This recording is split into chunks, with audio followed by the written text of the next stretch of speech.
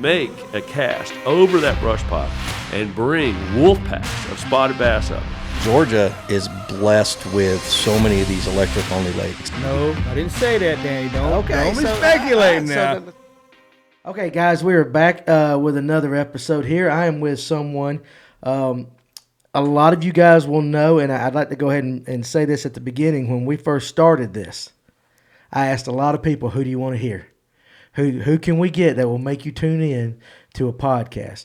And consistently, several names popped up, including the one I'm getting ready to say right now, and that's Mr. Bill Payne. How you doing? Doing great. Glad to be here. Well, I'm glad you're here, and evidently you must know a lot, because a lot of people want to hear what you got to say. So are you aware of that? Well, I don't know. All fishermen have a lot to say, but right. I don't know how much of it's worth hearing. But I've been around a long time, and I've learned a lot of hard lessons, and maybe I've picked up a few things, but I've learned it most from all the area fishermen here. We got a bunch of great fishermen in North Georgia, without a doubt. Without a doubt, that we do, and you are amongst them. From what everybody tells me. So we got a lot to cover, and some of the things we're going to cover today are Allatoona, Carter's, little maybe on Blue Ridge and stuff. But before we get to that, I'd like for you to just take a few minutes and kind of tell them a little bit about who you are. Who is Bill Payne? Well, I'm just a North Georgia boy, grew up in a small town, Adairsville, Georgia.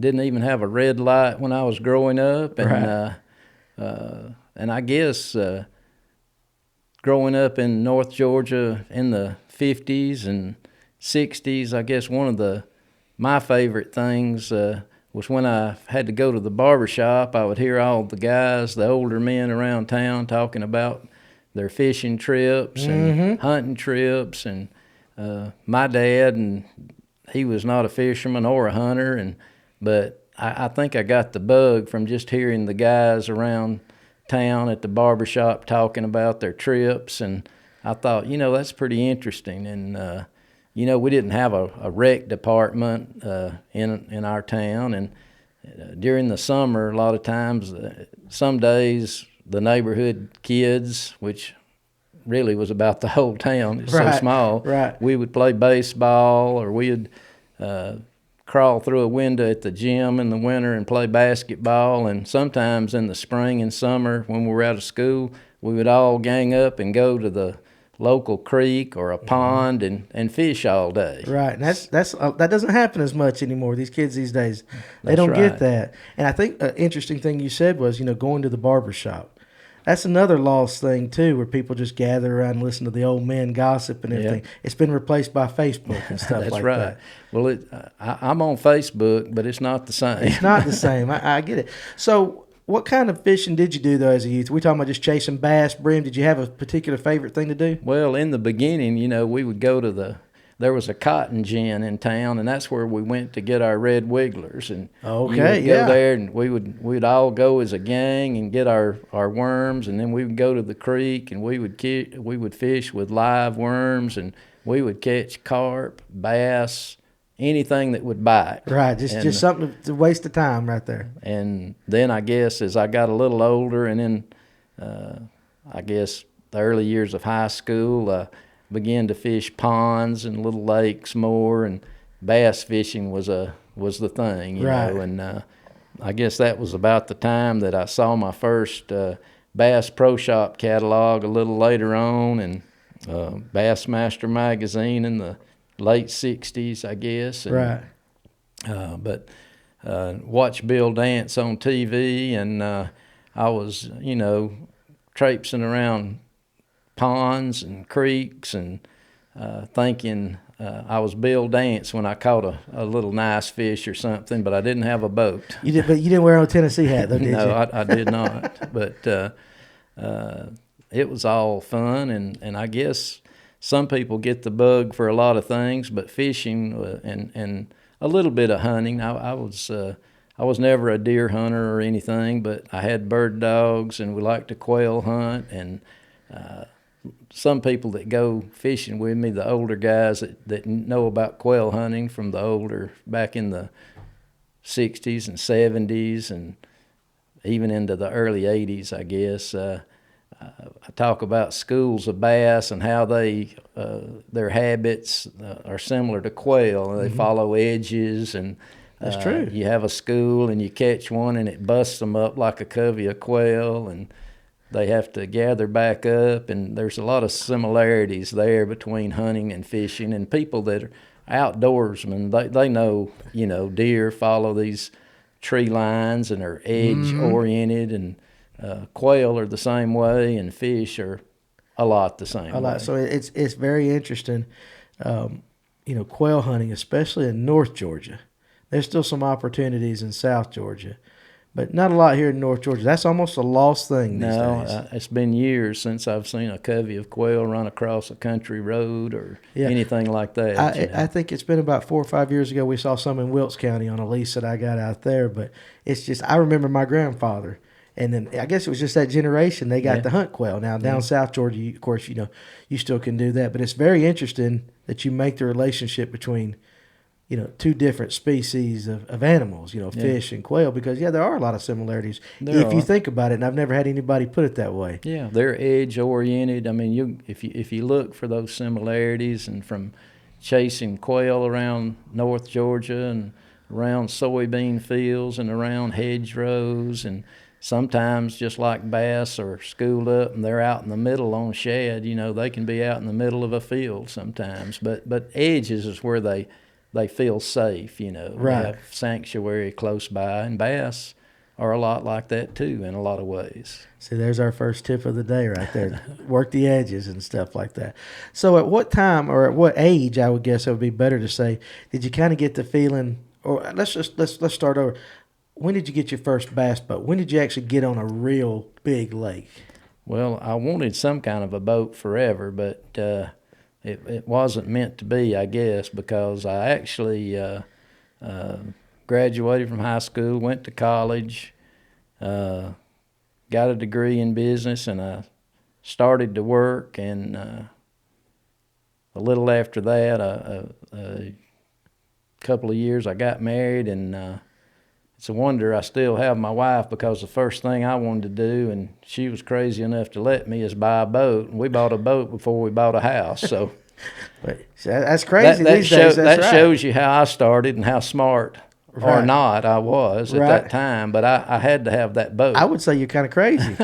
You wouldn't get that from a lot of women these days. I need a boat, honey. And my children, my son, he'd be too smart to do that. So you're just a brave old man. So I've had a boat ever since. Well, that makes that, you do it however you got to get it done, right? Yeah. So did you jump straight into just fishing, just trying to, which lakes did you, start your experiences on? Well, being in Adairsville, I guess it was natural to gravitate to Allatoona, and I fished there, and I fished at Carter's, and of course, not that I'm saying I know so much now, but I didn't know anything then. Right. I just knew to keep casting, and so I had a lot of fun there, and I don't know, probably less than a year after I got a boat, I joined the Cartersville Bass Club, a bunch of great guys, and learned a lot from them, and maybe some of it all wasn't good, and I learned how to talk fishing a lot, maybe before I learned how to actually do fishing. I think a lot of us do that. But as someone told me, an old saying is, you got to fake it till you make it, and I guess that's what a lot of us Bass Club guys were doing when we first started. Right. But if you stick it out long enough, you start learning a little bit. Right, just experience. Yeah. Well, how has Allatoona and Carter's, and we'll get more specific in them lakes, but when you fished it back in the day, how's it changed since that? Because it's got to be a little bit different, I would think. Well, both of them have changed quite a lot. I mean, probably the thing that's most humorous to me is when they first started having tournaments that I know of at Carter's on Thursday evenings. They would start at I can't remember if it's 6:30 or 7. I think it was 7. But I would work all day, and I would run home and not even have time to eat and grab the boat and hope I could make it up there, but the time blast off. And on the way, me and a buddy, we'd be talking about this and that, about what we were going to do, and really what we were hoping is that we would get 5 or 6 bites. Right. Okay. And that's the honest truth, because if you could catch 3 or 4 fish, often you could win, because there was a lot of tournaments on Thursday nights way back when, where 4.5 pounds would win the tournament. Now, would it be largemouth or spots back then? It would be spotted bass, but now there were more largemouth back then too, I think, and some big ones, but we rarely caught them then. You know, it was just a deal. In the summer, in the evenings, we would fish till 11 o'clock, and honestly, you were hoping. I mean, if you got 7 or 8 bites, it was a great Really? night. But you know, at that point in time, all we were doing is just going around the bank, casting a worm, and probably fishing it too fast and everything else we could do wrong. But occasionally we would catch one, and it was exciting. And if we caught 3 or 4, we knew we were going to be in the thick of the competition. But that sounds kind of funny now, but that's the way it was. Okay, so that's on Carter's. How was Allatoona back in the day like that? Similar? Well, no, it was. I think it was a lot better, really. You know, I'd kind of gotten the idea. You know, the Dead Sea moniker for Allatoona has been around quite a while, but I always found that for the most part, fishing was pretty good at Allatoona, in that you could get bites and you could catch some, even if they weren't the biggest specimens. Right. Even though I can tell you, years back, Allatoona had some great, had big largemouth. I mean, the size now on Allatoona is really pretty small compared to what it used to be. You know, I know a lot of the guys from way back, Danny Thurman and so forth, you know, it was nothing for them to catch 20-pound stringers or more. Really? Largemouth. And, I mean, there's been a lot of big catches on Allatoona over the years. And I think right now, size-wise, it's probably as hard as it's ever been, though. The size overall generally has gone down, even though there are some very nice catches made now. I think the catches for the winter tournaments generally is better than it is in the summer. Right. For the night tournaments. The guys on the Sunday morning tournaments, they turn in some good catches along. Well, at what point did you start guiding on Allatoona? How long did you fish it before you had actually started? Did you fish tournaments and stuff? Well, I fished a lot of tournaments. I spent a lot of time at Lake Weiss for years. I fished every tournament I could fish over there, and used to fish over there every weekend, and every off day I had, that was where I went for some years. But Allatoona's always been a place I'd go to just because it was close, and it's always been, to me, a lot of fun. And the drawdown, you know, they take it down 16, 17 feet or so in the winters, and it's always been interesting to me to get out there and look at the structures, look at the rock formations, and just see what's out there. And I've been fishing it so long, I don't know, it's almost, it may sound kind of funny, but I have a lot of nostalgia surrounding, you know, I visit places and I think, you know, I used to come and fish this place 35 years ago. And, right. And it's kind of just got some favorite spots and a lot of places that I have fond memories of. So that's definitely I'd have to say my home lake. Your home lake, okay. Yeah. And how long you been guiding on Allatoona? Well, you know, I've been fortunate over the years. I worked for Shaw Industries in manufacturing for 18 years, and I had my own business for 18 years. And in my own business, I had a good bit of freedom, and I had a friend through the years that wanted me to help him guide. I had a guy at Lake Lanier that I knew, and occasionally he'd want me to come and take a party and so forth. And I would do it, but I didn't have much time. Most of the time I was either working or going to tournaments, and it didn't leave a lot of time for that. And then a friend of mine in these later years, he began to guide, and he would want me to help him on occasion and then do some trips for him, and I would do that, but it wasn't, it probably wasn't just something that I was dying to do. I mean, I love to fish, but I like to fish tournaments, and I don't know, in these later years as my professional life working kind of came to an end and so forth, I got more interested in it. And I guess the surprising thing about guiding to me, something that I didn't really take into account, is one of the most fun things about it to me is all the people I meet. Actually, I wind up fishing with people from all over the country. Now, they're not coming to Georgia just to fish Lake Allatoona, of course. Right. Like some lakes are real destinations, but there's a lot of people that come to Atlanta on business and are in North Georgia for various reasons, and it's very interesting, all the people I meet from different places with different experiences fishing different lakes, whether it be in Utah or Arizona or New York or wherever. It's a lot of fun to, fishermen, we kind of, at least bass fishermen, we kind of speak a universal language. That's true, So it's a lot of fun. That's a real rewarding part to me. And high school fishing has become a big thing. And in some of my previous work life, I instructed kids actually in music, in band summer band camps. Okay. When I was in college, I would teach those, and so I've always kind of had an education background of teaching and so forth, even though I've been in industry in most of my work life. But you play an instrument? I do. What do you play? I actually went to college on a music scholarship. I was a trumpet player. Trumpet player at Jacksonville State. Can you still do it?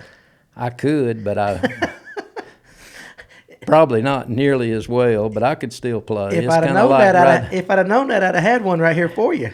Well, that'd probably provided a laugh or two for some people, I'm sure. But teaching those kids, that was a fun thing for me. And now getting people, whether they're high school kids or, there's a lot of adults that have worked so hard and they haven't had time for fishing, or if they did, it was a very leisure activity that they just get to do sporadically, and they want to learn fishing. And so it's rewarding to me to be able to take people out.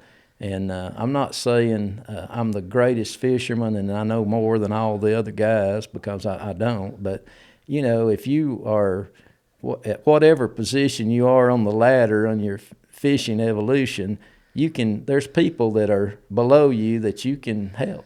Right. And it's one of my main goals when people go out with me. If they're really wanting to learn, I try to teach them something they can build on and gain some confidence in.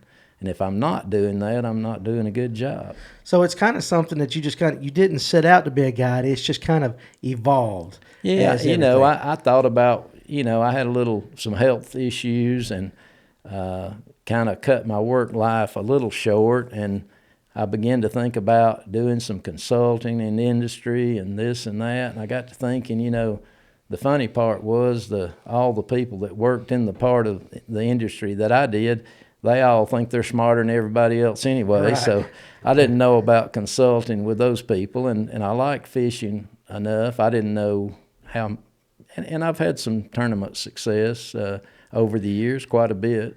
Okay, well, let's different lakes. Well, let's hear a little bit about that. Well, okay. You can brag on yourself a little bit. Well, I don't do well bragging. If I brag very much, I get run over from behind with a Mack truck. But humbly tell us about your successes. But I've won a good many tournaments on Lake Allatoona. I've won some on Carter's. I've won some on Chickamauga. I've won quite a few on Lake Weiss over the years, and even a few at Lake Lanier. But Now, is this just more open tournaments, kind of like club tournaments and stuff? Or? Club or open pot tournaments or little series that different, back in the 80s, there was a series called the Tri-State Series, and we fished Alabama, Georgia, and Tennessee. Right. And, I fished with a fella named Billy Bearden, who's passed away, who was kind of, I guess, my fishing mentor. He was a great fisherman, and we fished tournaments together, and we had a lot of success. And I'd quickly admit, mainly because of him, probably. But I picked up a lot of stuff on the way, and won a few tournaments, of course, on my own and with other partners. And I learned some from other partners that I've had. I've had some good fishing buddies over the years, and I'm sure they may have learned a little from me, but together we were learning a lot and had some success. And that's the way it should work anyway. And the fact is, if you can't learn something from somebody in the boat with you, I don't care if you're actually a better fisherman than they are. You're not paying attention if you don't learn something from them, because everybody has a different outlook at things and the way they perceive approaching a certain technique or whatever, and there's something to be learned from a lot of different people. And I try to, while I'm out there to teach people, I've always got my eyes open and ears open and try to have an open mind. I've even had deals where a guy's casting a certain lure, and I'm thinking, gosh, I want to say you're never going to catch one that way, but I always catch myself, because there's been a time or two when they caught more than I thought they could, and I thought, maybe I've had a closed mind about this, the way they're retrieving this lure or whatever, and so I'm always looking to learn. Even now, I'll be learning till my last day on a bass boat, I think. I got if I can. I'm just going to ask just a question that's totally, it's on subject, but it has nothing to do with anything. But have you ever caught a fish on a whopper plopper? Yeah. Have you? Bunches. Okay, because listen, I've watched Josh throw a whopper plopper for 2 years, and he loves it, but I don't know. I can't stand the lure itself. People either love it or they hate it. So what's your take on a whopper plopper? And the only reason, because you said that, you see somebody throwing it, you make a judgment, and I have done that. So am I being closed-minded on the whopper plopper? Well, you are. I mean, I'm slow. I've learned another lesson about myself. I hear about these hot baits, and I'm always kind of here's another hot bait they're selling and whatever, and then I'm slow to gravitate to it, and then I find out it really was a real thing, and I was just too stubborn to jump on it or experiment. Well, that might be me. These whopper ploppers, it's about replaced a buzz bait for me. I used to love to cast a buzz bait, but I mean, you take this past September, I mean, at Allatoona, we were catching a lot of days 30 or 40 fish a day on a whopper plopper. Oh, good Lord, don't say that, because next time we go to Stamp Creek, Josh is going to have one tied on the whopper plopper. When they're on it, they're on it. They're on it. Okay, well, you know, maybe it was just me. I've been stubborn and closed-minded, so. I learned a big lesson years ago at Lake Wise. We'd been catching fish out of the grass in the early summer on spinner baits and buzz baits for years, and it just seemed like a few years ago I just couldn't get bit on a buzz bait in the grass over at Weiss, and I'd go in for the weigh-in at a tournament, and somebody'd be talking about, we caught 4 on top water on this, or we caught them on that out of the grass on top, and I'm thinking, wow, I can't. They won't hit my buzz bait. Well, come to find out, they're throwing a horny toad, and that was another one of those things that I thought, well, I like my buzz bait. I'm not going to be throwing some plastic frog swimming it over the grass. Right. But I was about 3 years late to the party on that. But well, I think you and I might be cut out of the same cloth right there like that. So that's funny. Let's talk Allatoona. Okay. Okay, so you pretty much, we've established you guide there. You have fished there for a long time. It's your home lake. You've won tournaments there, so you should know a little bit about Allatoona. I do, but I never start to assume I know too much, Okay, because that lake can pull the rug out from under you if you think you know too much sometimes. Right. Well, that might be true, but we do find that in our quest to get people on podcasts and to talk, very easy to get people from Lake Lanier to come down here and talk. Everybody likes Lake Lanier. It's easy. There's something about the guys at Allatoona.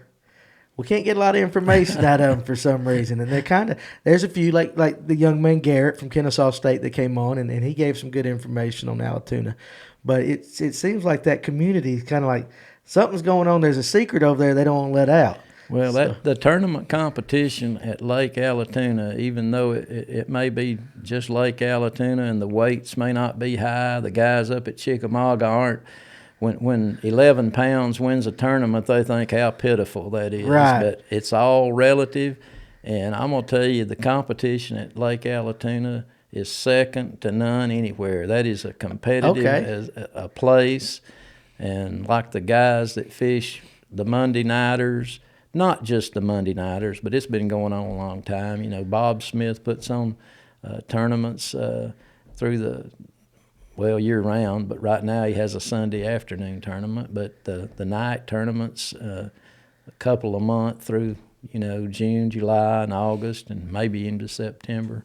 But it is fierce competition, no doubt. I mean, I mentioned Danny Thurmond a little bit ago. Everybody that's been around Allatoona knows Danny. He's won tons of tournaments down there, and his son is right in his footsteps, and he wins a lot of tournaments now. Right. You got him and Tom Kazmersky and just a host of guys that are capable of winning any tournament any night down there. And I mentioned those two, but they're not the only ones. There's some others as well. And they do their homework. They put out their brush piles. And one of the funniest stories, one of the guys told me, he said, we were down here last Thursday night and put in 5 brush piles, and we were fishing them on the Monday night tournament.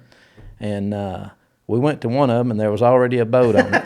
So it don't take long for people to find those things, does it? No, but the guys that do the best, I think, not in every case, but they actively put out brush, and they're good at where they can put it and hide it, and they're good at catching them out of it. And I guess guys like me, I haven't put out a brush pile in a long time, and I rely on a lot of natural stuff and other stuff I find. Right. And if I find something else like a brush pile, well, you can bet somebody else or 2 dozen others or more know it and are fishing it too. But I think that's on every big lake now, especially with spots like those brush piles. But the competition's fierce down there, and we got a lot of great fishermen on the lake. And I've just mentioned a couple of them, but and then there's these young kids that are coming up. They're capable of competing too. They've learned a lot so fast, and there's not as many secrets as there used to be, honestly. So I can understand why people are not willing to just tell everything that they know. And then sometimes you could tell people stuff, and you still might not even help them that much. Right, they still got to be able to do it. That's right. Yeah. Well, what about the lake itself? Kind of just for those who are going to listen to this that aren't familiar with Lake Allatoona, maybe kind of describe it a little bit, what kind of lake it is, because it is different than Lanier. Like Lanier, it is a highland reservoir. It's fed mainly by the Etowah River. A little river feeds in, and Allatoona Creek. And Allatoona Creek and the Etowah meet right at the dam. And I think the thing that strikes me about Allatoona is the geology of the lake. There's rock.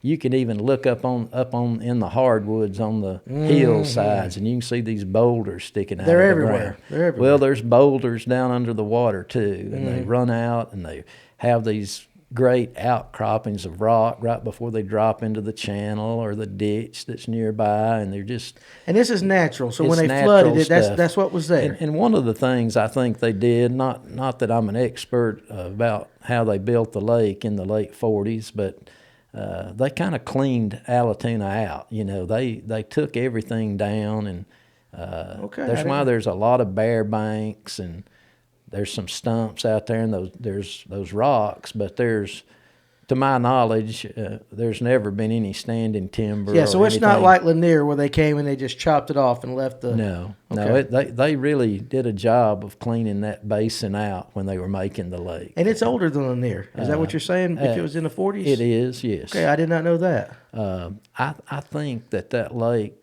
was, I don't know if they started backing the water up in 49 or what it was, but somewhere around 1950, maybe a little earlier. Just a little bit earlier than Lanier. So those those boulders play a big part of natural cover. You know, not being a fisherman or even being born when they backed the lake up.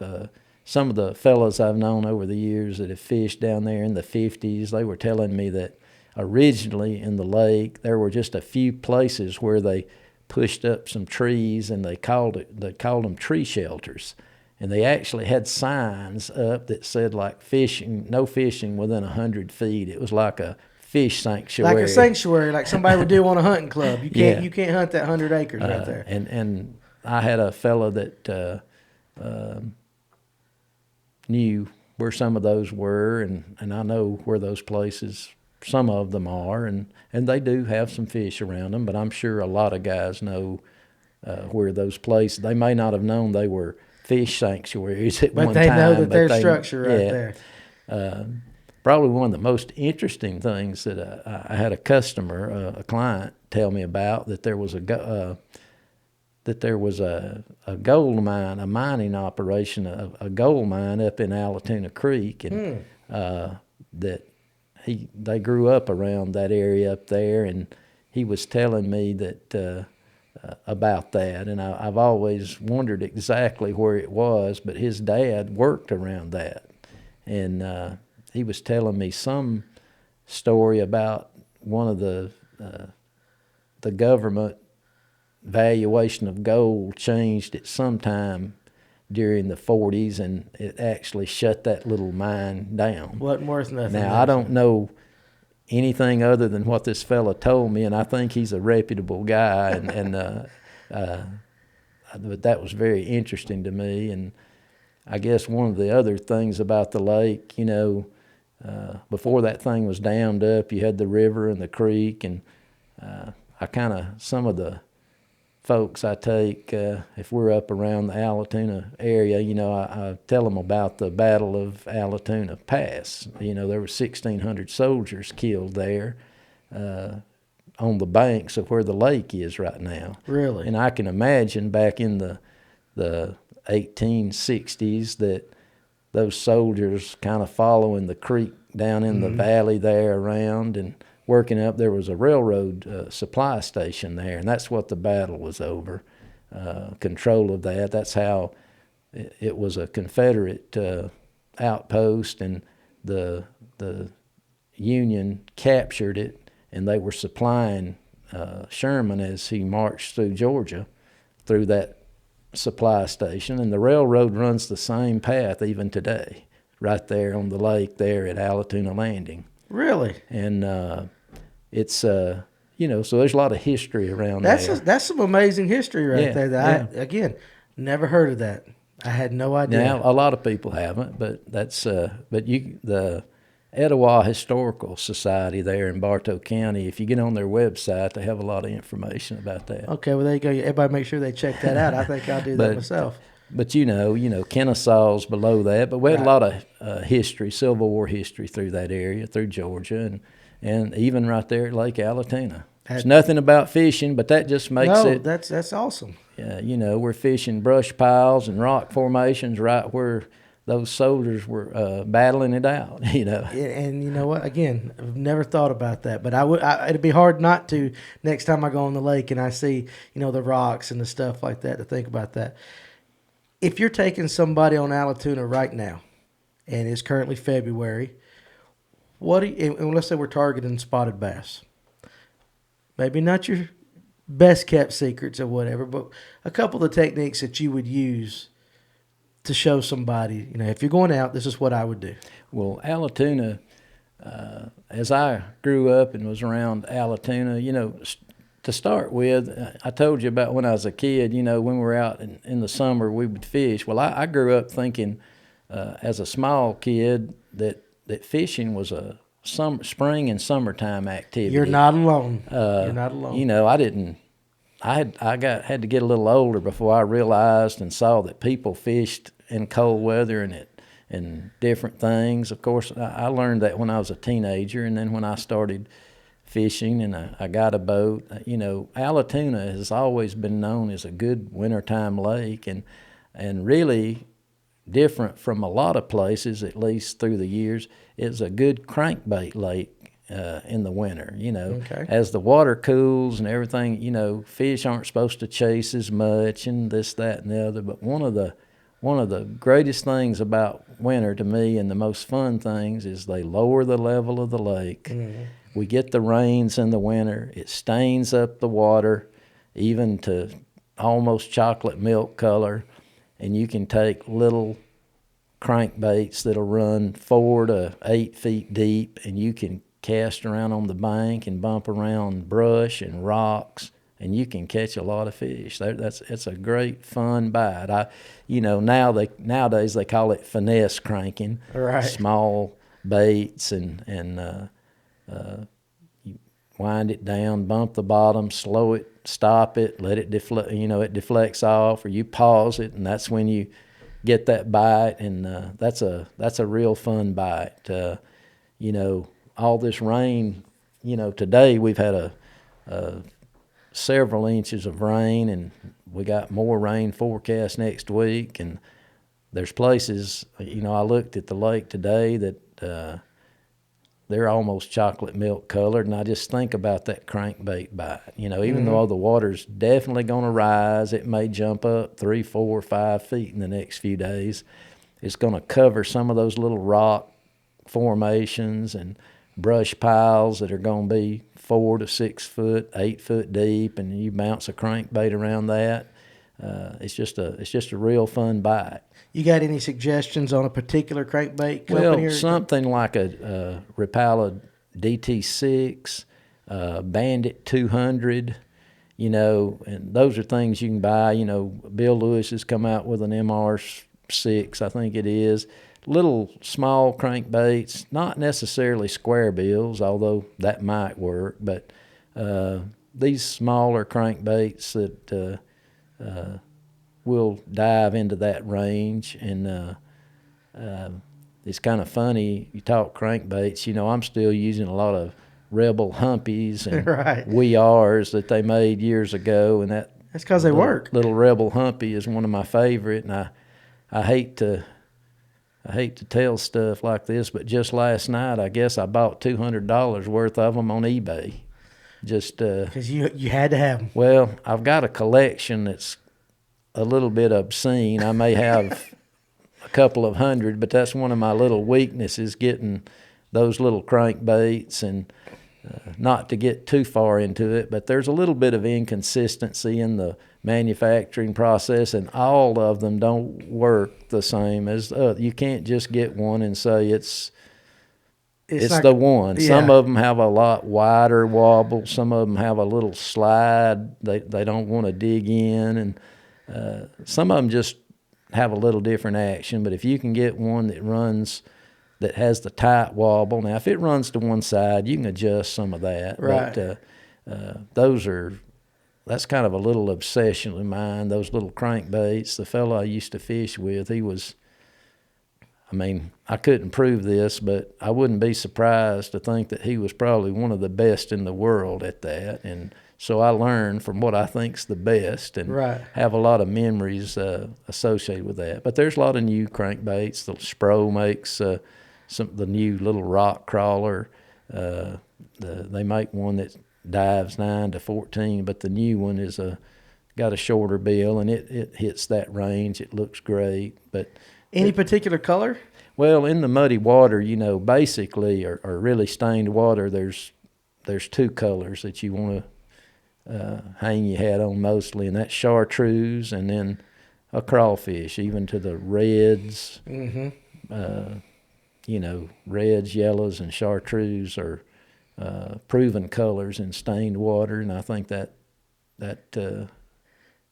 remains true to this day. So. Now, is the crankbait bite on Allatoona year-round, or is it just basically really strong in the wintertime? Well, a lot of guys will disagree probably, but I never like to throw crankbaits in clear water or even just lightly stained water. So you like the mud, you like the muck, and when it gets muddy, I think more fish are going to move shallow, and they're going to feel some security up there. They're going to get next to something. The muddier or more stained it is, the tighter the cover they're going to get, and they're going to get shallow. And when you bump those crankbaits around that shallow water, you can get a reaction bite off those fish. Some of them will be white nearly. They don't have a lot of color to them because they're in that stained water. And, right. Also, I failed to mention, a shad wrap.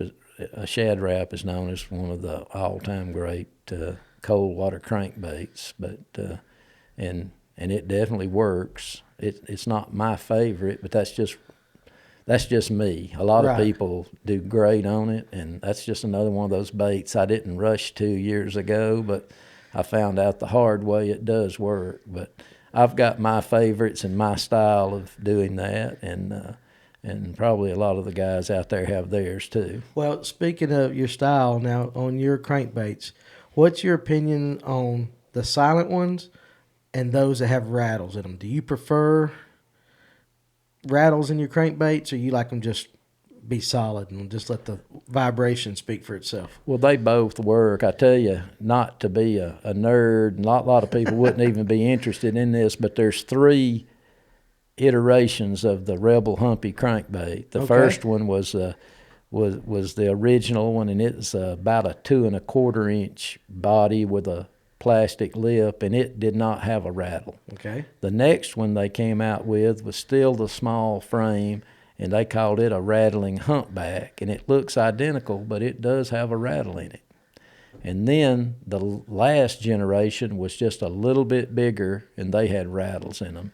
And I've seen them all work really well, regardless if it's got a rattle or not. Those fish up there that are shallow and they're right next to cover, they can feel the vibrations on that, and noise may make a difference sometimes, but I don't really pay a lot of attention to that, although most crankbaits have rattles in them now, and I don't know if that's to sell the fishermen or if it just really is that important to the fish, but I don't really let that play a part in it. Yeah. Now, before we go to the next lake, I'm going to ask you this just because, is that the only collectible bait or crankbait, or do you have a collection of all kinds? Well, because it sounds to me like you might have a problem. I've got quite a lot, and I've got a 45-year collection, but I don't have any lures that I don't use. Now, I know some guys that have really collections. They're in these glass cases. They've got the boxes with them. That's what I was going to ask. They've never been fished. That's not me. Okay. If I buy a Bagley square bill BB3 on eBay, it's to use. It's not to look at. All right. So, and I have bought some of them, and that to me is the all-time greatest balsa square bill that's ever been made. And what is that again? It's a Bagley B3 balsa crankbait. Balsa crankbait. I don't know. Beats any of them. That is the top of the line. Best of the best. You can throw that in a blowdown and wind it, and if it hits a limb, you can just start winding harder, and it'll come through there and get all kind of strikes. And if I do that with a Lucky Craft, I'm going to have to go over there and dig it out of there probably. Right. But there's something about those old Bagleys that were special. And And I know there's guys that make custom crankbaits even up to $75 or $100 each, but I don't think they're as good as the original Bagleys. But again, there's some inconsistency. Some of them work a little better than others. Right. But that's another story. But what I buy, I use. I'm not a collector to look at things. So you've got a useful collection. That's what right. you're saying. If I buy a humpy that's still in the box and it might be worth a lot, if I kept it in the box, I won't keep it in the box. I'm going to tie it on and see if it's one of those that work really well and it's got that good tight wiggle and the right vibration. So you got some that, okay, this one works, it's going with me. This one goes to the right. We're just going to put it on the shelf as an emergency. It might be good to look at, but... Right, okay. I got to ask, how many crankbaits do you have right now? You got a number? I've never counted just them. Just give me a guess. I don't know, 1,000. 1,000 crankbaits? Yeah. Good Lord. And all of them, you like the older styles? Well, I've got some of the older ones, and I've got a lot of memories, and I still catch fish on them. But I'm always, I'm ashamed to say this, and I was down at the dugout yesterday, and I went back today, and I walked out of there with crankbaits both days. So, Well, speaking of the dugout, you and I had talked earlier, and I believe they're one of your sponsors, correct? Yes. Jamie and the crew down there, and they're a great bunch, and they've got tackle for serious bass fishermen and people like me that can't go in there without coming out of there with some stuff. They love seeing you coming. That's right. He's just smiling when he sees you walking through the door. Craig and Jamie, they know I can't resist it. I'm gonna go out of there with something. I bought 2 spinner baits down there today. These I said these look more like jewelry than fishing lures. But I'm gonna have to try this. Well, we need to get down there and meet the people at Dugout. I've heard a lot of good things about them, and Josh would be just like you are. He can't go nowhere without spending $100. He'll tell you, and if they got pretty stuff there, he's gonna buy it. So well, they've got it. It's a dangerous place to go in.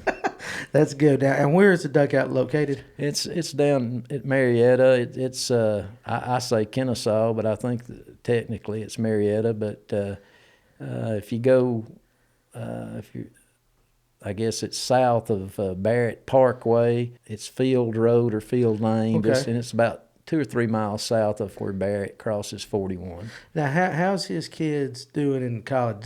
He has a couple that are fishing. He has a daughter, Lee Rose. She's doing great. She goes to Carson Newman, and she's on their team. And of course, they've got a really good team, and they've won tournaments. And she's doing great. And Carter, his son, he's I've fished with him, and he's 17. He's in high school, and he's like fishing with an adult. He probably can cast better than I can, and mature beyond his years. Oh yeah. He's both those kids can, if they want to be in the fishing industry, whether it be working for a big company or fishing the trail, I'm sure they can do it. Well, that's awesome. That's awesome. And like I said, we've heard lots of good things about them. We need to get down there and meet them and see what it's all about. So let's transition over from Allatoona to Carter's. Now, Carter's, that's a definitely different lake than Allatoona. We're talking depth. We're talking location. I hear all kinds of different things. So for somebody that's listening, give them a little bit about Carter's. The type of lake it is and what it's got in it. Well, it's another highland reservoir, and of course, I guess the thing that makes Carter's unique is it's over 450 feet deep at the dam. Mm-hmm. It's the highest or deepest dirt filled dam east of the Mississippi River. There's some of the Great Lakes up there that have some deeper spots in it, but it's definitely very deep, and it doesn't have the rock formations like Allatoona, and generally the banks are steeper, even though, it's got some points and things that run out. There's a world of standing timber down in that lake. And, okay, so it has the timber. And I think they cut it off around the 40-foot line. And just like Lanier, you can go back into the creeks, and the timber line will stop somewhere in there. It may be around 70 feet before you get past the timber going back into a pocket, and I guess another difference. There's a good walleye fishery there. Oh, okay. There's nowadays. Do you like walleye fishing, or you just catch them? Well, I don't. You don't target them? I can't target them. Now, Right. there may be somebody that listens to this and say, well, that's just shows what he knows. Right. Because every time I have a few pictures of walleye, invariably I'll get 2 or 3 calls from people that say, can you take me walleye fishing? Uh-huh.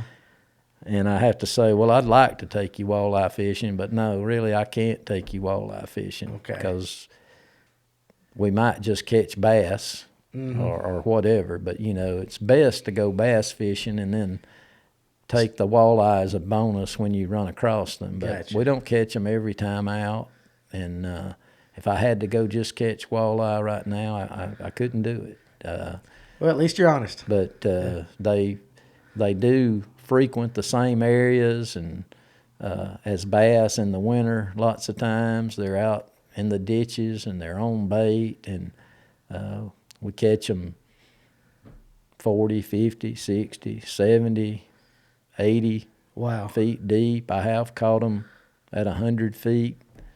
Well, what kind of equipment do you use to catch spots or walleyes or anything like that in that deeper water? What are we talking there? Well, the old jigging spoon is an old reliable. You get a 3/4 ounce jigging spoon like a War Eagle or of course, the best known name over the years is probably a Hopkins, although I don't even use a Hopkins. But the War Eagle, the Cotton Cordell makes a spoon that's available, just a lot of stores, and then there's just a lot of jigging spoons, nothing special. It's a lot of sonar fishing that time of year. You find the bait out, you can see the schools of fish around it many times, and you drop a bait to it, and a lot of times they fire off on it. Any particular rod and reel combos you use? Or anything like that? A medium or medium heavy, and 12, 14 pound line. I'd even use a 1/2 ounce spoon sometimes, but when it's real deep, it gets a little tedious on waiting on it to get down there. Right. But catch them like that. Swim baits. You can catch the walleye and bass on swim baits when they're out in the ditches attached to bait, pretty much. Now, would you fish for the spots similar to the way they do over on Lanier? I mean, is that... Except a lot deeper. They're not as deep at Lanier as they are at Carter's, and they really get on bait a lot in the wintertime. But, that's pretty confined to the winter. But otherwise, it's the same fishing structure or fishing cover out on structure, long points that run out before they drop off pretty sharply. Have brush on it. The pallet piles at the core you can look online and get the coordinates for those. Okay. And then there's brush piles that people put out, and then there's some natural cover out on some of those break lines, whether it be points or humps. And Well, what's your favorite way to fish Carter's? If you could do it at any time of the year, what's your favorite way to do it? The favorite is probably the wintertime swim bait bite. Okay. That's, like last Wednesday, we caught 35. Catch some big numbers a lot of days and catch some big ones. But, you can focus offshore and do that stuff, or you can drag worms and jigs in the back of pockets, out on structure. That's fun. But I also like in the spring, the spinnerbait bite if we get the right conditions. And what would those be? Well, there's 2 different. You can catch the spotted bass even in the clear water when there's a pretty good chop or a little bit of wind blowing, and when they're out there on some of that stuff, you can burn those baits and get them to come up on it. But I like it when there's we get enough rain and it doesn't happen that often, but when that lake gets stained and it kind of stabilizes, when it's really first, if you have the big rains and there's trash everywhere and it's really muddy, it doesn't seem like they bite that well. But after 2 or 3 days, it kind of settles just a little bit. Right. You can take a 3/4 ounce spinnerbait and work that 10 to 12 foot in the water column just off of some of those points, blunt points, and some of them that run out a ways. But at that time, it seems like you can catch them closer to the bank, and a spinnerbait is really a deadly tool during that time. And again, you talking the same thing that you would like on Allatoona with your colors, chartreuse and that stained water? Yeah. You like that and all that? Yeah, Okay. yeah, that's probably the best. But then in the clear water, sometimes there's different opportunities in the fall or in the spring, even in the clear water, where you can catch some big ones on a spinnerbait around some cover really close to deep water. Now, Carter's compared to Allatoona, the average size of the fish, they bigger at Carter's? Much bigger. Easier to catch at Allatoona? Better numbers at Allatoona, bigger fish at Carter's. Now, does Carter's have the herring and all that? Carter's does have a population of blueback herring. That's another thing in the early summer. You can burn a Seville over some of that offshore cover and draw up a big school of 4 or 5 pound spots that crush that thing, just like at Lanier. But now, does Carter get the fishing pressure like Allatoona and Lanier? Well, it's smaller, Right. and I think there are. I don't want to say there's fewer of those key spots, but in some ways there are, and Right. it doesn't take as many people to get that lake a little crowded. Although, you could say, well, you're talking about community holes anyway, and in some, and I guess you could describe it that way. But, Right. But yeah, there's plenty of traffic on Carter's, especially on the weekends. But now, on the weekdays, most of the time it's pretty Pretty open on Yeah. the weekdays. Now, when you guide, do you guide for spotted bass only, or do you guide for stripers or anything else? Well, I don't guide for stripers. Now we Okay. catch some, but So you're strictly bass. So that's what you're going after. I don't really use live bait. But now that's not to say on occasion somebody calls me up and says, I got my 9-year-old. He's not a good caster. It's wintertime. They want to go. I may go over to.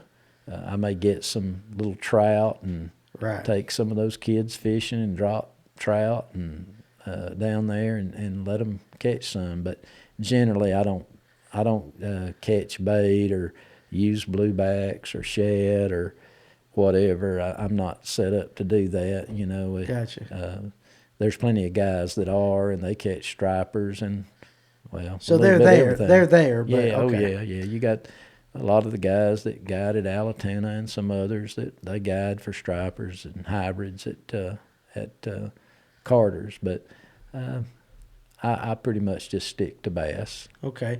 Now, you mentioned you spoke a lot about the tournament trail and the competition at Allatoona. You got anything like that at Carter's? Yeah. I guess it's there's less population up that way, but yeah, you've got the same. You got some guys that really catch them up there, and Teddy Childers puts on a winter Saturday morning tournament. He catches them really good. There's several people that do pretty well up there, but it's not the numbers or the Gotcha. like at Allatoona. There, at Allatoona there's practically a tournament every night, Yeah. one or more. Yeah. Except for Friday night that I know of. That don't make no sense to me. Why there's no Friday night tournaments? I don't know. We used to put one on years ago for one summer on Friday night, and a few people would show up, but I don't know. I don't get that. I wish the Monday nighter was on Friday night. Yeah. Myself. Well, even at Lanier, you see a lot of tournaments on Thursdays, Tuesdays. You don't see no Friday night tournaments like that, and I don't know why. So I just thought I don't know. I'd I ask. guess some of the guys fish daytime Saturday tournaments that would at make various sense. places, not at Allatoona, but Right. Weiss and maybe other places they go to, Chickamauga and so forth. But I do, of course, I'm not promoting for another tournament down there because most people think there's too many on the lake now. Right. But I wish there was a good Friday night, or maybe instead of some of the other nights. But It would seem to make more sense, you know. people get off. I would think that it would be a good time to do it. But what do I know? Well, I understand. What's the biggest spot you've ever caught out of either lake? Well, in 1982, I caught a 7.2 at Allatoona. Really? And at Carter's, I've caught a 6.7. Wow. And I've caught quite a few fish over 6 pounds at Carter's. 5, 6, 7 years ago, or a little more, we were catching 5s and 6 pounders on a pretty regular basis. I don't think we don't catch them now quite so. I think often. every lake has those cycles where it goes up and then it goes down a little bit. The spots in Allatoona versus the spots in Carter's. The reason I ask this is we've been kind of doing a little research based on another podcast. The spots in Lake Lanier and the spots on Allatoona are two different species of fish. A lot of people don't know that, and we're kind of working on that behind the scenes.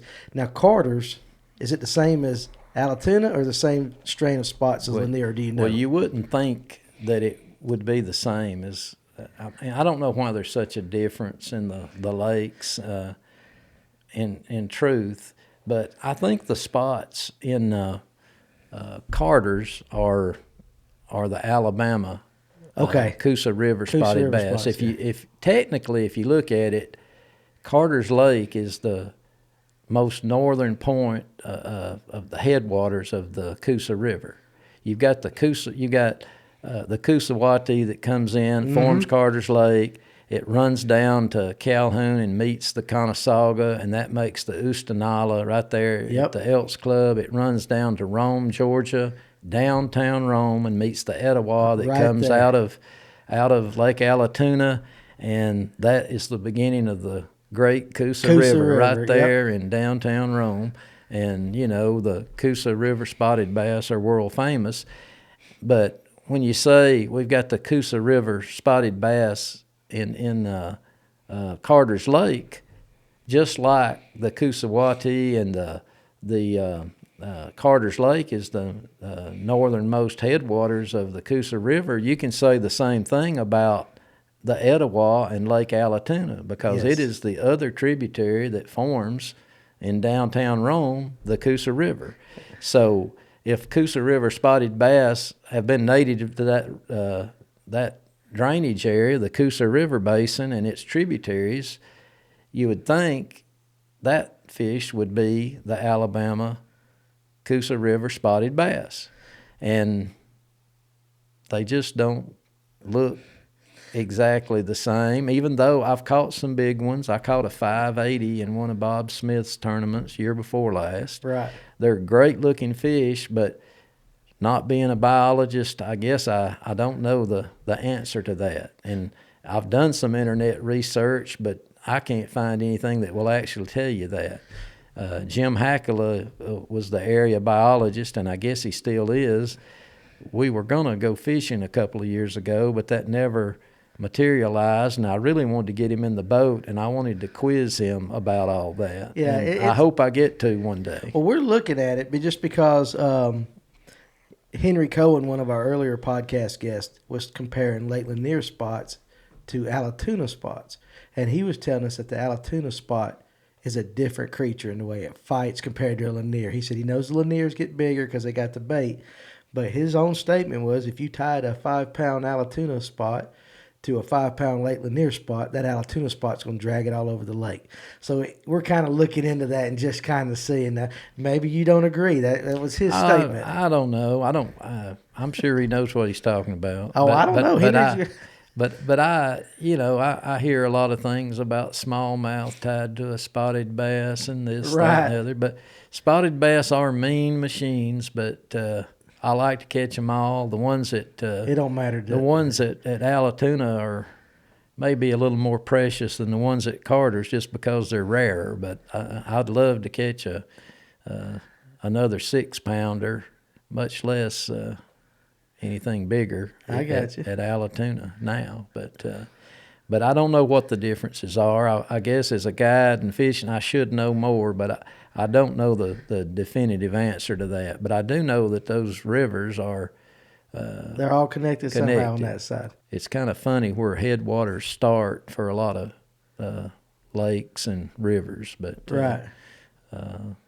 But those are definitely the headwaters in Georgia. And if you look at the coverage map for the Coosa River spotted bass, I saw one where when it looks into North Georgia, it's running up the Etowah and the Coosawhatee. Coosawhatee. Okay, well, that's some good information. Carter's Lake has an interesting feature in that just on the other side of the dam, and correct me if I'm wrong, they have a small re-reg lake is what we call it, where a pump back lake. So they'll take water out and pump it back in.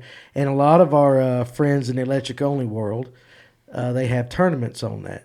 Anything you know about that side of the lake? Well, the guys that fish it, and you guys may know a lot more than I know about it, but what I do know is a lot of people that catch there are some huge spotted bass down there. And a lot of people catch them when they're releasing water up near the tail race. There's rocks and things. There's big stripers, and there's a lot of fish caught up there. Now, that thing is up and down. Not only do you have the release from Carter's down there in the pump back, you've got Talking Rock Creek that feeds that area too. Okay. And, of course, when they've pumped a lot of water back and and so forth, you can ride across there and you'll see that Talking Rock Creek is about the only thing you see. Yeah, at times. And of course, all the fish are relegated to go back in the channel. And I've known people that get in the channel and at different times have caught them, but more people that I actually know have caught them within the current when they're releasing up there. When they're releasing there. Yeah. But there's I'd say most of that is a mystery to me. I've only fished down there one time, but I've got friends that fish down there, and I knew one fella that he would watch the water releases, and that's when he would go, and he was known for catching some pretty nice spotted bass down there. Okay, well, it's still a mystery for Josh and I as well.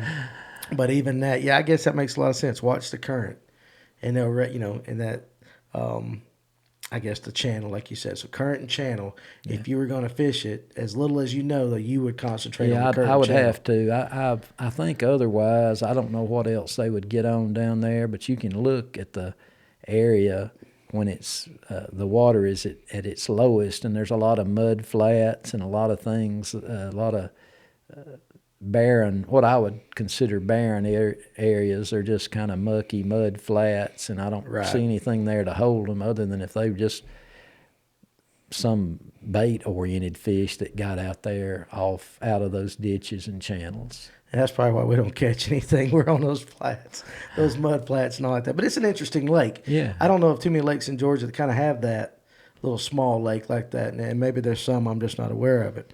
Going from Carter's a little farther north is a little hidden jewel of a lake that a lot of people know about that you fish as well, and that's Blue Ridge. Yeah. And I have fished it a couple of times in the past and have been fortunate enough to catch a few smallmouth out of that lake. Now, as we were talking earlier before we started recording, you're telling me about spots getting into that and kind of really hurting that smallmouth population. If you could just give us a little bit about Blue Ridge and that situation. Well, Blue Ridge is an older lake, a lot older than Carter's. Toccoa River feeds it. It's a beautiful lake. There's a lot of very expensive homes on that lake now. And it was known as perhaps Georgia's best smallmouth lake for many years. And I've had some unbelievable days up there catching smallmouth. But as has happened on some lakes in North Georgia, I guess spots were illegally introduced. Some of the fishermen started releasing spots there, and really on our highland lakes, spots just tend to take over a lake, and really it ruins the smallmouth fishery for the most part. And there may be, there's no maybe. There's a few smallmouth still left there, but not in the numbers. But there's getting to be some big spotted bass in that lake. And it's also a great walleye fishery. I think they've stocked walleye again in there. But years ago when I first started fishing Blue Ridge Lake, it was a deal. My first trips up there were in the fall at night, and we would again use small crankbaits and go around the rocky outcroppings, even across the face of the dam, and we would catch 15, 20, even 25 walleye at night down there. And Really? we'd catch a few bass in with it. If you used crankbaits, you could catch both the bass and walleye, but you could use spinner baits and catch bass mostly. But Right. On the full moons of October and November, those weeks, we used to go up there and fish quite a lot. But I like going up there. It's a beautiful lake. The spots, I've caught a 5-pound spot up there before and now, and mostly what I do catch is spotted bass up there now. But Has it got herring in it? it does have blueback herring in it. They've been introduced into that. Okay. And it's a fun lake. But the walleye fishery seems to be coming back a little bit. There's also a population of big largemouth in that lake. Really? I don't catch many of them, but I know some guys go up there and they use big swim baits and target docks early summer, and there may be other times, but I've seen some stringers of some really big largemouths. There's still a pretty good population in there, but I never catch them. Okay. Well, is Blue Ridge smaller than Carter's, or about the same size, or I don't know. That's what acreage. I have known. I think they would be close to the same size, but I might be a little off. But there can't be a lot of right. can't be a lot of difference in them. They're not big lakes, but it's fed by the Toccoa and on up. There's trout fishing in the Toccoa River. Oh yeah, but, absolutely. And below the dam. Yeah. I've never fished that, but I've got friends that fish it, and they catch some big trout down there. Yeah, it's really cold water coming off the bottom of that lake. So. But that lake's a fun lake to fish, and I guess it fishes has some of the characteristics of Lanier and Carter's in that there's a blueback effect to it. Right, You right. can catch fish offshore on top water in the summer and different things, but the ways that blueback change a spotted bass fishery, you can kind of see some similarities, although they're all a little different. Right. Now, just circling back to Allatoona, because we didn't mention, does Allatoona have bluebacks?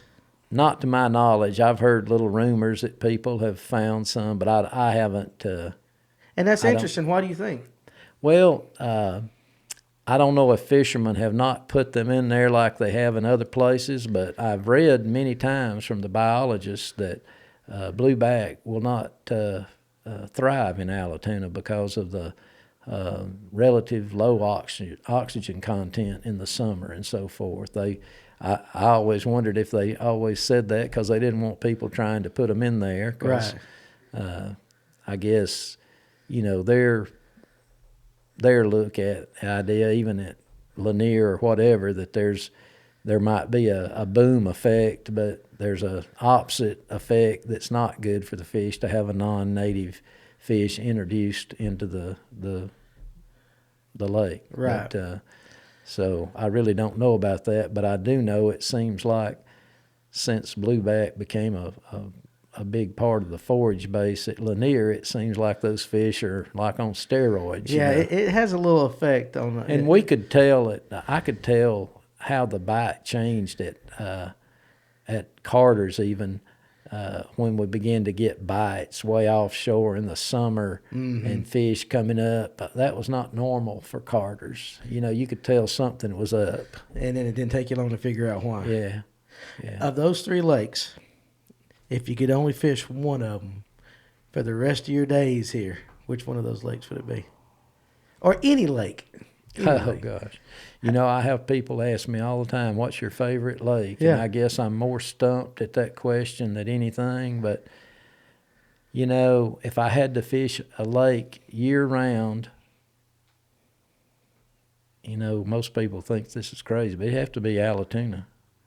Because, Carter's is great when it's great, but When it's the not, it's summer, not. the summer up there, since I don't use live bait, the summer can be brutal at times up there. Yeah, that makes sense. But now I love the fall and winter fishing up there. Some of the spring fishing can be great, but Allatoona's bigger. You got choices you can even go up the Etowah River at certain times of the year, and it's more like going to Weiss where you can flip and throw a square bill and do all kind of things that you wouldn't think about doing in Allatoona. A lot of variety. Yeah, the fish aren't as big, but it's a fun place. There's a lot of tournament activity there. If competition's your thing, there's tournaments left and right, and it would have to be that, even though Allatoona's might not be a lot of people's favorite place. Right. I get people that I take to some other lakes that live within miles of Allatoona that say, I never fished that lake. Really? Yeah. It's just right there in their backyard. They don't care nothing for it. No, but it's a fun lake. There's a tremendous spoon bite that starts in September through October. You can catch.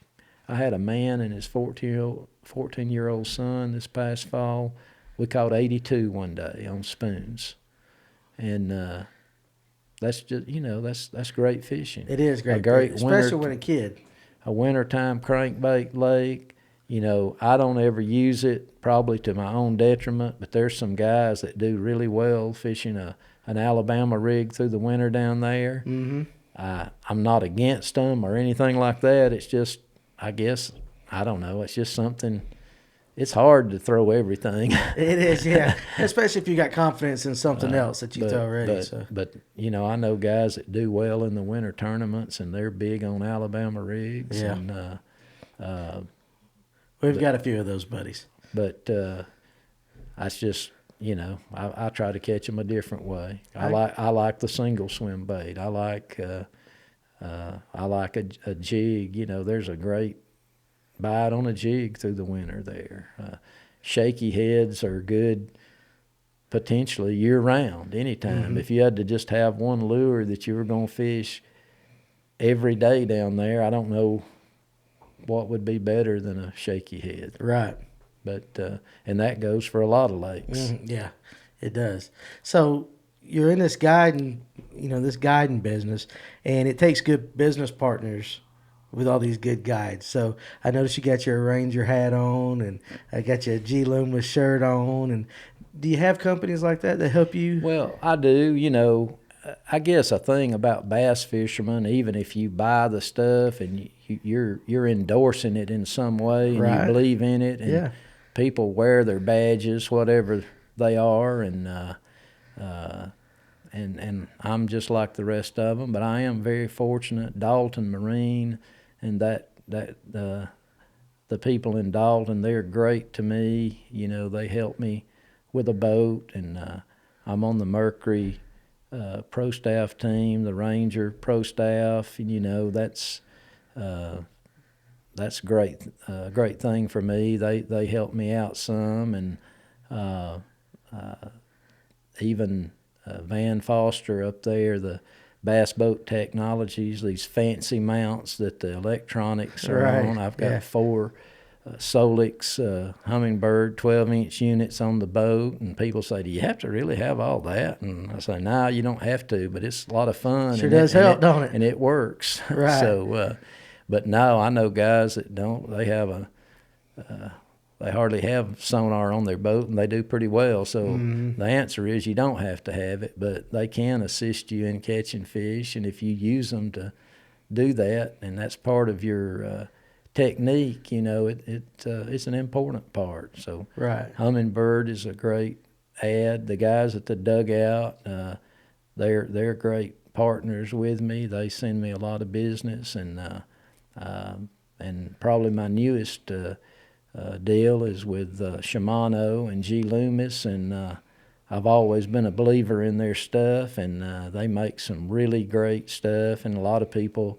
the first thing they say, oh, it's too expensive. Well, the great thing about Shimano and G. Loomis, they've got some entry-level stuff that's in some cases lower than the competition, and it's great stuff. Their new their new DC reels, are the lowest priced ones ever. Like for $189 or $199, you can get a DC, a digital controlled bait casting reel that works fantastic. They've got new G. Loomis has the best of the best, and if you can appreciate it, and that's how you want to spend your money, that's the best. But again, people say, you don't have to have that. Well, no, you don't. I know guys that can take a $49 ugly stick and catch them with, blindfolded too. Right. But it's just how you want to spend your money, and if you can appreciate light, advanced engineering tackle, nobody makes reels like Shimano does, and I'm happy to have them on board, and I appreciate having the opportunity to work with them.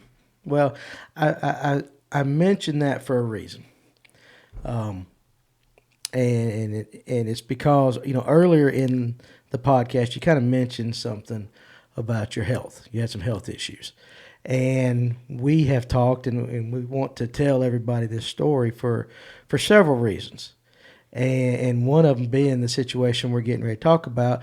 But it's almost when you talk about all these people willing to help you, I see that as a blessing and grace and stuff like that just ties in with this story we're getting ready to tell everybody.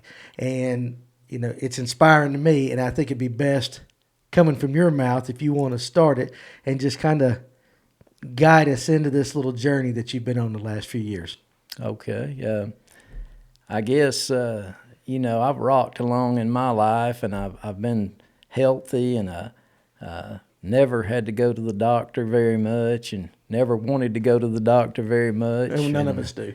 But as you get older, you have things, and you have to take care of your health, and or some little something can trip you up. Well, a few years back, in 2013, I had some issues. My digestive system, my food just didn't seem like it was digesting, and anyway, I thought, well, I've got a doctor's appointment coming up. I'm going to tell him a little something about that. And I mentioned it, and the doctor did some tests and did a little x-ray, and he said, well, your gallbladder's got to come out.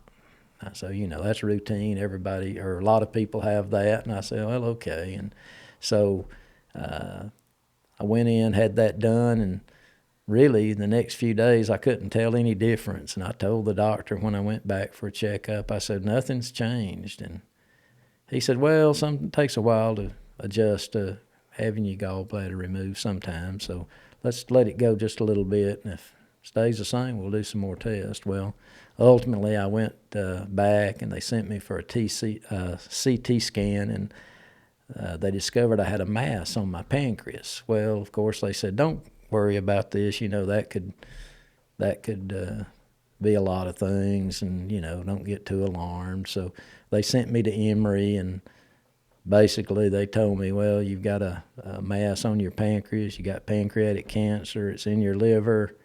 The problem with pancreatic cancer is it's too far gone by the time there's any symptoms, and people it's just not caught in time. And he said, we're sorry to tell you, but you've got just a few months to live, and there's nothing we can do about it. And this is in 2013. Yes. Right. And anyway, they said, our advice is go home and get your affairs in order. Yeah, and before you go on, how does hearing that? Well, I prepared. I was hoping that I wouldn't hear this, but I prepared myself to hear the worst news so that if it was anything less than that, I'd be happy. Now, my wife was not prepared for that, and Right. they told us that, and it just crushed her, and she couldn't believe it, and I just I didn't like it, but I was prepared to hear that. I Right. braced myself for it, and so I figured when I left there that day, I said, I'll probably never go fishing again.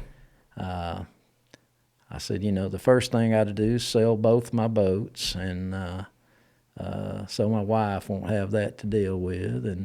And I even gave my son a lot of tackle and said, sell this stuff on eBay, and y'all keep the money. You gonna make me cry here, so. And they did, but I didn't sell it all. I kept a few things. I figured closer on down I'd let them have it all and sell it, and we didn't even know what to do. I mean, we didn't know which way to turn, and my wife would ask this doctor and that doctor and get different answers. But at any rate, long story short, I decided to get on chemo, and I found out, I thought, maybe there's somewhere special in the country I can go and get this very best treatment that, everybody doesn't get, or find out where it's at. Well, what I found out, that there was a protocol drug regimen for pancreatic cancer, and you can get that anywhere. So I just got it in Calhoun there. Dr. James Turner was my doctor, and so I started on chemo, and for whatever reason, I tolerated it okay. Now, I didn't feel great, and I felt sick and so forth, and but anyway, that rocked on for a few months, and I still figured, it'll stretch it out and Right. whatever. I'll enjoy my time with my family, and but anyway, after about 9 months, we'd done some scans. He said, you've reacted great to this chemo, and gosh, we've had about 65 or 55% reduction in that main tumor. And he said, we need to go back to Emory and get another analysis. And so I went back down there, and they said, it's great that you've done well on chemo, but you're not going to be able to take chemo very much longer. It's not, it quits working, and when it does, it's just going to go boom again. So nothing's changed. We can't operate. The tumor's too complex. And so I went back to my doctor and told him that they said there's no difference. It doesn't really matter. And he says, well, I don't believe that. We need a second opinion. And he said, there's 2 or 3 places in the country. If you can go, you ought to go. So I chose to go to MD Anderson in Houston.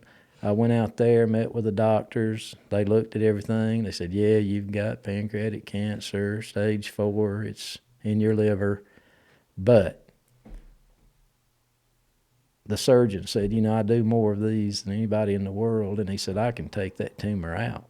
But we do not do surgery if it's metastasized. He said, if we could get your liver tumor under control, get rid of that, he said, I can take it out. He said, I don't know if it'll help, but I can take it out. Right.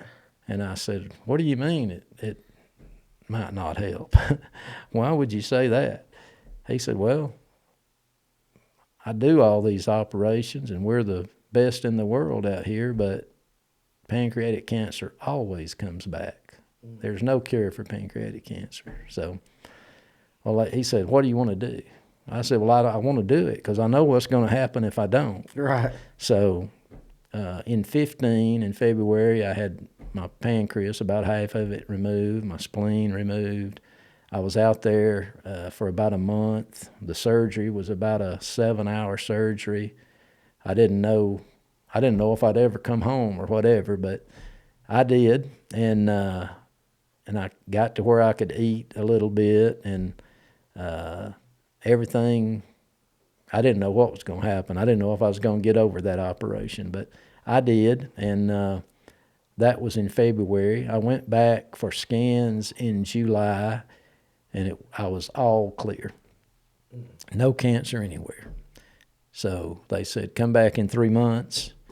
I went back in 3 months, and they said, it's back in your liver. So from that point, I had various treatments. I was on an experimental drug. I went out there every 21 days for experimental drugs, had scans, had more chemo, and I don't know, over 2 years ago, they told me, you've had so much chemo, a lot of people have nerve damage, hands and feet, and can you still button your shirt? Can you tie a knot? And I said, well, yeah, I can still do all that. And so in September, over 2 years ago, I guess it's approaching 2.5 years now, they said, we're going to give you a break on this chemo. You've had a ton of this chemo, and nothing good's going to come from that if we stay on that. And so I took a break, went back the first of the year, and they said, well, there's been no change. And if anything, it might be smaller. So for the longest, I was going back every 3 months and not having any treatments. And so now that's been for well over 2 years, and now I'm going every 6 months. And really, this is not a sad story. I mean, I've been blessed, and, I've had chemo. My normal chemo routine was to go in the office on Tuesday at 8 o'clock and get out of there at 4 and wear a pump home for 2 days. Well, in the summer when I was having chemo, after I got out of chemo on Tuesday, I did a lot of night trips. I'd do night trips the next night. Now, Right. I couldn't do one on Thursday night because I had to go at 5 o'clock and get my pump off most of the time, and I was like a dog off the chain then. I was Right. running around the yard and the edge of the fence and whatever, getting that pump off of me. But, So you're guiding straight through this. yeah. Not stopping. I've never missed a guide trip because of chemo or whatever. I haven't scheduled a trip when I would go to Texas, but Right. But no, it hasn't affected me, and I'm not as young as I used to be, but I fish 12 hours lots of times. And in fact, some of my clients, I usually just fish till they say they want to quit, and most of the time they want to quit before I do. So Right. so That's unreal. So I'm blessed. I'm happy. I guess when I first was diagnosed with this, I had 2 or 3 grandkids. Now I have 7, and I've seen them all, and they're growing. And one of them will be driving in another year or 2. And so it's been nobody wants to get pancreatic cancer or cancer of any kind, but there is a life beyond that. I'm a believer. I know I've been fortunate. I'm not special. I've gotten better than I deserve, and I don't know why, but all I know is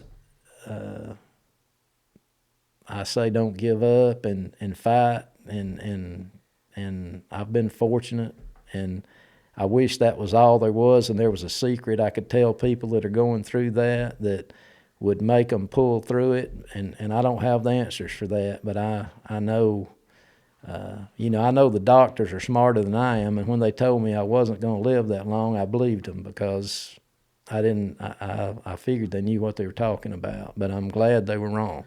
Right. Well, it's an inspiring story. Number one, that you were able to work all the way through it, and you're still here and you're still doing all that stuff even after all that time. I mean, I teared up like a big old baby when you was talking about, I've got a son. I can't imagine, I have a wife and all that, and I understand that relationship, but I could not imagine looking at my son and saying, here's my stuff. How tough that had to be.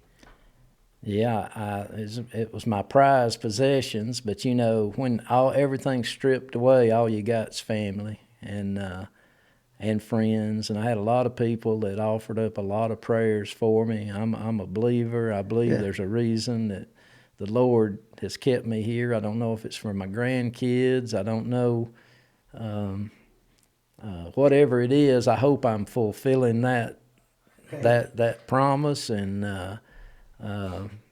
that what testimony I've got in the boat of I've been able to live through this up to now. People say, you're in remission or you've beat it. Well, I say, no, I haven't beat it. I still have it, but by the grace of God, I'm able to function and be out here doing a job that I really like, getting to fish, and in some ways I almost feel guilty for it, but I'm thankful, and I think the power of prayer and believing in the Lord is, people can say that's hokey and it's this and it's random, whatever, but I believe what I believe, and I'm not going to change. Amen. I understand that completely. I just got goosebumps. So I think it is a testimony of faith, but you just didn't give up either. No. You didn't get up. And I know people that get that, that C word, and they lose all hope. But one of the reasons why I was glad you were coming, because we had talked about that. I was like, when you told me that, you sent me the text, and I was looking at the dates, and I was like, good Lord, what this man's been through. And he still wants to come down here and talk to me about it. So that's why I could not wait to get you in just for that alone. The fishing stuff's great, but I will take more from the last 5 minutes than all the fishing knowledge you could ever give me. That's just a testimony of your faith. So I'm going to start crying again. I got to stop. But anyway, that's just great. I can't thank you enough just for sharing that. I'm happy to be here. I'm honored to be here. You've had some great guests. Well, it's humbling the people that come through here, and that includes yourself. This is one of the best stories I've ever heard. Well, I hope somebody out there somewhere gets something from it. I hope, I don't know how much fishing knowledge I've imparted, but, I hope somebody gets something from it. Well, I did, and I'm sure they will. So, all right, Bill, so, we've covered a lot of stuff tonight. If someone is interested in getting you to take them out, be it Allatoona, Carter's, or wherever, how can they get in touch with you? All right. My direct phone number is 706-280-2305, but I don't expect you to remember that. But, of course, I'm on Facebook. It has links to my contact information. You can message me through Facebook. You can message me through this phone number. It's got my phone number on there. And also I have a website that's linked to my Facebook page. But if you don't see that on my Facebook page, it's simple to remember. It's www.billpayneguideservice.com. And on there, there's an email. My phone number's there. Other information about trips, from cost to what I provide to what to expect on a trip, but you can look at all that. I have a few little articles on there. We're going to be loading much more. I've got probably 20 articles that haven't been posted yet, and it's really full of information, but there's nothing like, I get a lot of text and communicate through email and text, but I'm free to talk to you on the phone face to face if you want to talk, and I'd love to have you in the boat, and if you need anything, all you got to do is get in touch with me. Bill, I appreciate it, buddy. Thank you very much. Thanks. I hope you enjoyed this episode of the Fish North Georgia podcast. If y'all have any topics or guests you'd like to see in the future, leave it in the comments below. Hit that subscribe button, click that bell, so that you'll be notified of any future videos. And don't forget to give us a follow on Facebook and Instagram at Fish North Georgia. And we look forward to seeing you soon.